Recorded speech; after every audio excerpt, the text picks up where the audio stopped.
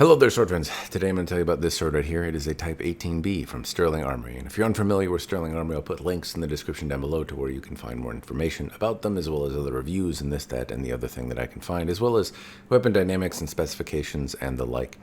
Sterling Armory isn't exactly new to the game, but I would say they're probably a less well-known maker, and that's unfortunate because they make some pretty good stuff, which hopefully I can explain in this video. A couple quick caveats before I jump into the review. First, this is a review sample that I have to return in good order, so I'm going to move it around, I'm going to chop stuff with it, but I'm not going to abuse it. It has to go back in a way that is resellable, so it's not going to be a particularly abusive review. The other bit, as you know, I move it around and whatnot and comment on it. Do know that I don't study historic European martial arts, so as I'm commenting about how it moves or my thoughts on it, do know that I don't know how to exactly move these things around in the systems that they were intended to be moved in. I do study swordsmanship of a variety, but not the type that this sword falls under. So keep those caveats in mind, and with that, I'm going to jump into the review. The first thing to really note is that this is a $1,470 sword, and I feel that's important to call out right at the get-go because that puts it at the higher end of most types of swords that you can buy longsword-wise from a production company. Now, it wouldn't be fair to call Sterling Armory necessarily a mass production house or something like that.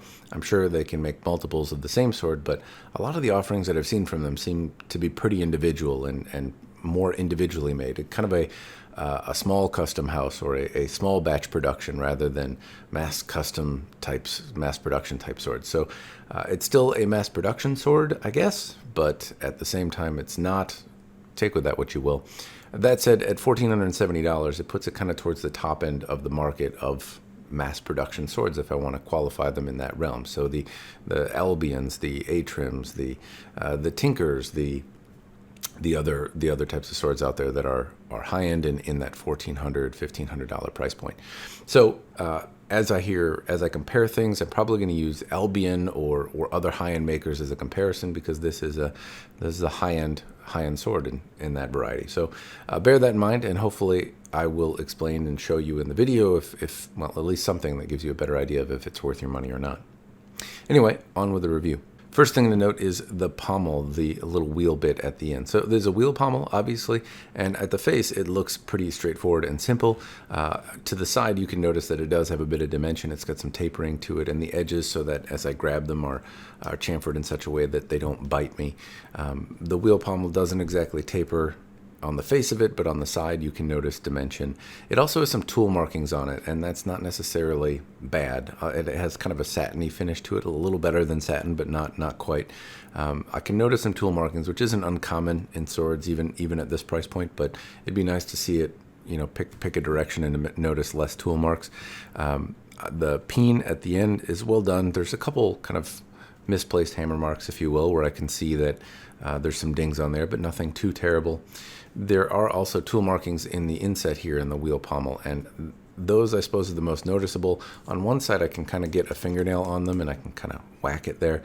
The other bit to note is that the inset, the lip area around this wheel is somewhat sharp, and so if there's any hot spot on the sword, it's really that, and I notice it primarily if I grab the wheel pommel thusly and try to swing it in my fingers. If they go in this little inset, there's enough of a lip there to potentially cause problems. Now, I didn't notice any of that in usage, but I didn't, again, use this sword particularly hard.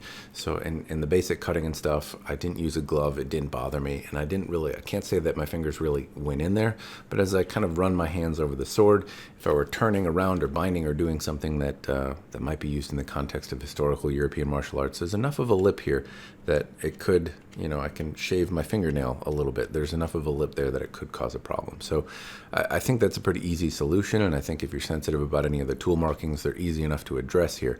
But that lip is about the only concerning bit on the sword. And honestly, it's worth noting that that's really the only concerning part on the sword that I've seen at all. Obviously, there's a couple errant hammer marks, if you will. There's a peen that could be executed a little better. I'm not going to dock too many points for that, honestly. But this little ledge, the little hot spot there, is about the only thing that I could complain about. As I move to the transitions on where the pommel meets the grip, there's no schmutzy, gunky, yucky bits here. A lot of times I can see overflow or dye or residue or resin or something like that that's left over. This is a really clean and good transition. If I run my hand around it, nothing bites into me, nothing snags, nothing hurts. So all in all, that's good. I actually like the way this moves. Generally speaking, I'm less a fan of wheel pommels. This one, for whatever reason, it's big enough where I feel like I can get good purchase on it, disregarding the little ledge in here. And it's smooth enough where it doesn't bite into the fat of my hand so much. Normally if I swing and it presses aggressively into the meat of my hand, it causes discomfort, and it's one of the reasons that I tend not to favor wheel pommels. This one is at a level that's comfortable, and so I'm going to play with it more before I send it back to Chris and see why I like that. But for some reason, this particular size, it's both handsome and it feels quite comfortable in my hand in a way that I didn't honestly expect. Moving on to the grip. So some interesting bits about the grip here. One, it has kind of an interesting Sterling Armory take, and I don't see this particular grip replicated on other manufacturers. Not to say that they don't, I just haven't seen it. It's more of a rectangular shape than anything else. Obviously, it's got rounded edges, but that doesn't make it octangular in the sense that I've seen on St. Albion. And with that, there's a bit of a muted kind of look to it. It's more subtle. It doesn't have the same kind of elegant shapes that other swords might in the grip of this price point, but what it might lack in aesthetics, at least in terms of the shaping, it certainly makes up for in terms of practicality and functionality. This is very easy for me to index. It feels like my knuckles rest here, and it's very easy for me to know where the edge is, and to have it just rest and fall in my hand and kind of instantly gain edge alignment. So I like the shape overall. It's comfortable in the hand. It's not exactly zazzy, but at the same time, it's certainly quite comfortable. As I move down, there's not a whole lot of dimension to the grip on this plane here. It doesn't swell in some of the ways that I've seen other swords swell. It's not necessarily bad. I can grab it in just about any spot and be pretty comfortable, though my hands do kind of naturally index in this place right below the guard. I can get another hand pretty comfortably here, or I can grip the pommel if I want more leverage. As I note, there is also a half wire grip here. And the half wire has, well, I mean, if I spin it around in the light, you can see that it wavers a little bit. The wires aren't twisted in such a way that they're as even as they potentially could be. It's not exactly off-putting or anything like that, but it's not as straight as it could be. The thing I really like about the half wire grip, though, is that doesn't have any little sharp spots. A lot of times when people do half wire grips, there's some little spot where the wire is poking out, or where it's obnoxiously glued, and this isn't the case. I can kind of make where the half wire starts, but there's no hot spots. If I really grip down and twist my hand around it, there's no discomfort at all, even without a glove. There's no sharp ledges at the end. It's also, I believe, a stainless steel wire, and I should also note, incidentally, that the wheel pommel as well as the crossguard, I believe, are stainless steel as well. And I really, really like that. Some people might prefer something else, but I hate cleaning the crossguards, and the crossguards always, and the wheel pommels tend to get rusty very quickly. I've had other half-wire grips on a number of other swords. They're a pain in the ass to keep clean, as well as when you grip a sword, even when you take it out to clean it or use it, if you don't play or you oil the blade down, some of these little ledges and crevices on the fittings tend to get full of rust quite quickly. So long as the stainless steel here is functional enough for its intended purpose and can block swords and stuff, which I believe it would be, I really like the idea of stainless grips because it's gonna look quite nice. And half wire grips, when you grip these things, they tend to get rusty, and then you have to coat them in oil, and that's not a good thing for gripping. So I like the stainless steel wire. That's the very long-winded way to say I like the stainless steel wire. It's got risers here, as well as a seam that runs down, which is very well hidden, and I don't feel any ledge in particular. The finishing quality on the grip is quite good. I can make out some of the cord bands from the wrapping here, but they're, I would say, more subtle than I've seen on other manufacturers. Overall, though, I think this grip is kind of somewhat unique to Sterling, or something of a calling card, because both of the swords that I see from Sterling have this both shape and kind of detailing on it.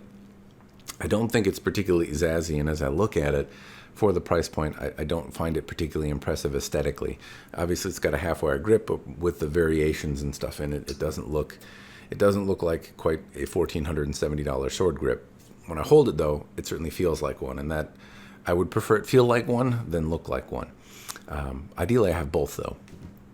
Moving on to the Crossguard. If I start with the transition here, again, no schmutzy, yucky bits. It's all pressed on in such a way where I don't see residue or any other blemishes or marks. The Crossguard itself has some nice shape and dimension. I really like the shape on here. It has lines and profiles and kind of depth changes. It sweeps up to a thicker shape and then tapers down. It also looks pretty even. Now, this sword has an element of human handiwork to it, which might irritate some. If you're looking for machine perfection, this isn't it, though it comes reasonably close. I can obviously tell that there's some power tools involved in making this and some machine work, but at the same time, there's some hand-ground aspects to it, and Chris has a pretty even hand. This looks like there's some elements of hand grinding and detailing to it, and there's some imperfections and asymmetry to note. Little imperfections where the file or whatever they're using to cut in these lines kind of missed a little bit, or little pockets or tool marks, but for the most part, it's really quite even and straight, and that's tough to do. I tried actually making a grip similar to this once. I couldn't keep the line straight, and I had all day, and I couldn't do it. So I appreciate the grinding here. He's got a pretty even hand at this stuff, and it came out reasonably well, and I really like how the ensemble, the hilt in particular, just looks in its finished quality. Well, I've noted that there's some aesthetic things that don't necessarily look quite up to snuff with a $1,470 sword, at least in comparison to what I've seen on some others. I do admit that the color combination, the half-wire grip, and the kind of overall fitting set seem to be pretty handsome to my eye. Moving on to the top of the Crossguard here, the transition to where the Crossguard meets is a pretty narrow gap. Now, it's not quite as high-end as the Albions are. It's got a little bit more gap to it in this particular example, but at the same time, it's pretty tight and overall among the best. That's not necessarily something that's terribly important, functionally speaking, but it is a mark of attention to detail that I like to see in terms of making the Crossguard gap small. It means less water, less debris, less stuff can get in there, less obnoxious stuff to look at, and it's more presentable. So I like that the gap is small. It's not really a point that you would fixate on historical arms, but on modern expectations. Again, hopefully that explains it. It's not something that historical folks might have paid as much attention to, but I do. It's a thing I nitpick often. Anyway, it's good. It's a good transition. That's the point I'm making. I like the overall look of the Crossguard. Do know that there are some imperfections and pockets here. Again, it's worth pointing that out, not because it's unacceptable or a deal breaker or anything like that, but some folks at $1,470 are going to expect perfection, and it's worth noting that while this is a very good sword, and I'll give my final thoughts at the end here, but there are imperfections on here, and if those are things that are deal breakers for you, then I guess note that they exist. I'm going to move on to the blade, the pointy stabby part, but I'm going to start with the base of the blade near the ricasso. And this is the other piece, other than the grip, that I note is unique to Sterling Armory, and that is this kind of bolstered ricasso section. So at the base, you can see that it almost maintains its thickness from whatever bar stock was used to make the sword. It's really quite thick at the base, and it doesn't sharpen for maybe 4 or 5, maybe even 6 inches up the blade. Now, why is that good? One, it brings a little base, or a little weight, not base. It brings a little weight further down, so it likely lowers the point of balance and adds some heft towards the base without making it, an obscene amount of metal that is uncomfortable. The swords also often break near the tang, so it puts a little bit more meat on the bone, where swords often have a failure point. It makes the blade a little bit wider here, which I'm guessing makes the fit easier for this crossguard area, which I nitpick about. So if it's thicker and a more common size, it's probably easier to fit more regularly. On top of that, if you put one finger above, it's not sharp or uncomfortable. Here you can get one finger on top of it, and if you use this spot to brace or bind, it's going to be more robust in that area than it would be if it was sharpened. That said, I don't know that I've seen historical swords that have this type of shape. It almost reminds me a little bit a little bit of Japanese style swords where it's really quite unsharpened for the first few inches of the sword, though this is much thicker than that, obviously. Anyway, it's something that I've seen on both of the Sterling Armory swords, and not something that I've seen necessarily, at least in this particular style of ricasso, on other swords. So kind of a trait that's unique to Sterling Armory. Moving on, so this is a Type 18B as I understand it. I don't know much about the Oakshot typology, or at least not enough to ramble any more about how it fits that description or not. What I can say is it has a strong diamond cross section, pretty much the entire length of the blade. Obviously, it forms kind of right above this ricasso section here. The center line is straight and consistent. The blade is straight. Now, I've heard that some of the blades had warps in them. I don't see one at all here. Apparently, Chris, when he makes these blades, sends them out to be heat treated, and sometimes they come back with a warp. And this blade, at least near as I can tell, doesn't have any warping to it, though it could be my light. Actually, now that I'm looking at it very closely, it's got just the slightest bit out at the tip.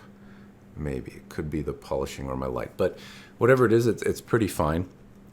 The grinding on this one as well, if I look, has some kind of minor ripples in the surface of the steel. Is that bad? No, it's pretty common in swords like this, and I would describe this as overall a pretty good example. It doesn't have a lot of ripples in it. It's got some, but not a lot.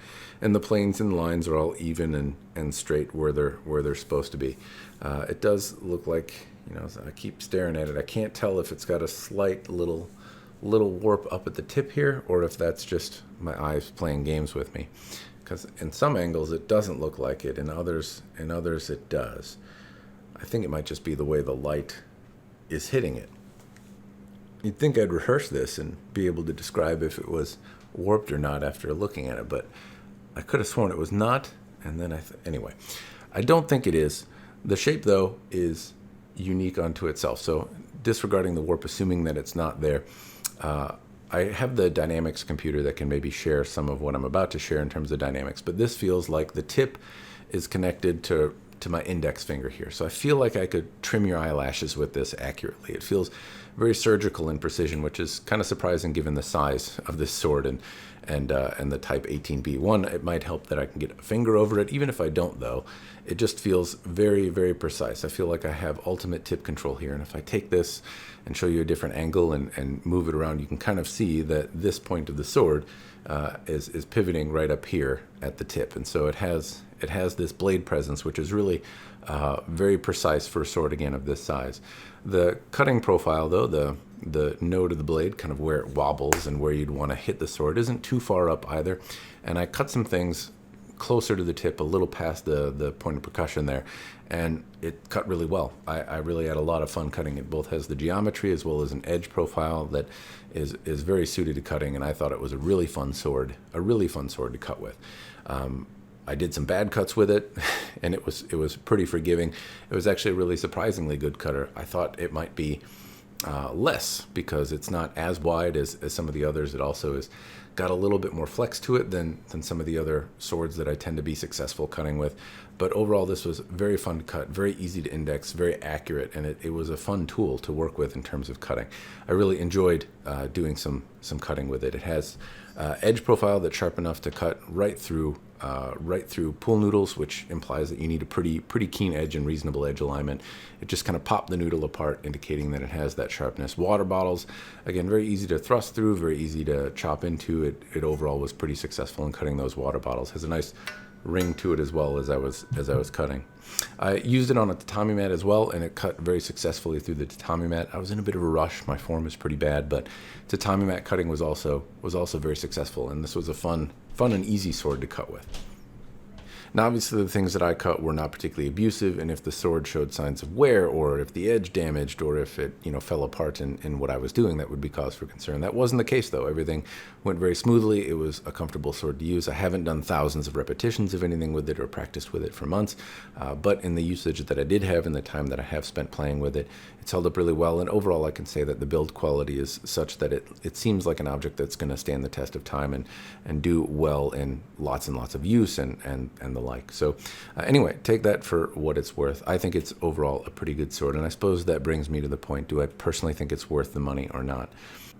The answer to that question has some facets to it, but the short answer is yes. On its own, I see a sword that is well crafted by competent people and, most importantly, tuned in such a way that it feels good in the hand. It feels like an instrument somebody very competent, or more competent than me certainly, could play pretty well. It has dynamic characteristics that often get lost as I compare it to other swords on the market, and even though it's expensive, I've had other expensive swords that don't feel as good, don't feel like they have dynamic characteristics taken into account the same way this does. Is it perfect? No, but on its own merits, I think yes, the asking price seems fair for the detail and experience that went into making this blade.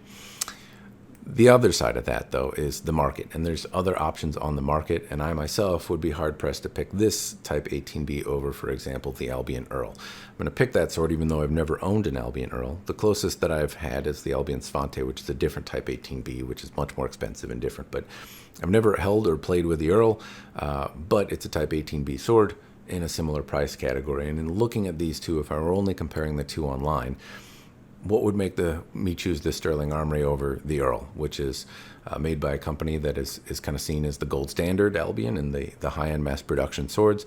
It's got design elements, frankly, that I prefer, and a pommel type that I prefer, though if I separate those aesthetic choices, one, I would say that the finish quality on this has an element of human hand to it, which some people prefer and some don't. So if you like Albion but you wish they had kind of less machiney hand, less machininess to it and more of a human element, I would say this gives you something very close to that, and that it is very accurate. There's nothing particularly ajar or skewing, but it has at the same time some elements of human hand interaction. There's other elements to it, though, that I think make it unique. One is this ricasso. If you've had blades, not that I know of any Albions breaking at the hilt very often, but if you've had blades that have suffered failure points near the hilt, this is bolstered in that area to an extent that I haven't seen other manufacturers do it, at least not in a way that's classy like this. So if you want a really bolstered ricasso, something like this, then I think that's certainly worth considering. The other bit is stainless furniture. If you use your sword a lot, if you take it out and handle it a lot, and you're sick of keeping oil on it, and if you oil your crossguards and stuff like that, you're getting oil near your hand and on your grip and stuff, and obviously that can come with its own set of challenges. So having a grip that you don't really have to maintain and you can just apply oil to the blade is also a level of convenience that some people might think is kind of an insta-buy by itself. Anyway, that's kind of the things that I think may be separated. I would be challenged, admittedly, to pick this over an Earl because, well, I acknowledge those things are fun. Most of my European swords are decoration and kind of fun taking out times. The thing that I really, really like about this is really the maintenance side of things. I would like more stainless steel grips and things that I don't have to maintain because they are a pain in the ass to keep clean and always a sore spot for me in terms of having to maintain. And no matter what I do, I still can't seem to keep them clean. So that's the most compelling personal feature for me. But at the same time, I think I would struggle. The point is, though, that if I had them both in hand, it would probably be an easier decision to make because as much as I've appreciated Albions, I think this might have a leg up in terms of the dynamics. And if I were to hold this next to an Earl, it might make the choice a little bit easier. Unfortunately, I don't have one, so I can't necessarily make that comparison fairly. But in the next review that I'll do from Sterling Armory, I do have an Albion to compare it to, and I can actually make that assessment in hand. Anyway, that's all I've got for this one. Hopefully the video's been helpful. As always, cheers, and thanks for watching.